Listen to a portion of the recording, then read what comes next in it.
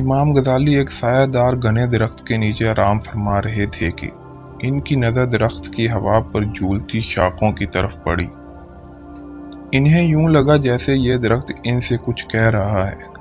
यह दरख्त इनसे कहने लगा, ए गजाली, तुम मेरे जैसे हो जाओ। जवाब में कहने लगे, मैं क्यों तुम्हारे जैसा बन जाऊं? मैं तो अशरफुल मखलूकात हूँ, आदम की नस्ल से हूँ, जिसको फरिश्तों ने भी सजदा किया था। दरख्त कहने लगा, तुम भी ठीक कहते हो, लेकिन मेरे अंदर जो खूबियाँ हैं वो तुम्हारे अंदर कहाँ? मेरा फल लोग खाते हैं और भूख मिटाते हैं, मेरे साए में तुम जैसे लोग आराम करते हैं, मेरे पत्ते जानवरों की खुराक बनते हैं और मेरी लकड़ी से बनी हुई छत तले लोग बना लेते हैं। मुख्तसर मैं बच्चों के झूले से लेकर मैयत के ताबूत तक इंसान का साथ देता हूँ। अल्लाह की मखलूक मुझसे इतना फ़ायदा हासिल करती है कि मेरे बगैर इसकी ज़िंदगी मुकम्मल नहीं होती। तुम बताओ मेरे जैसा कौन है?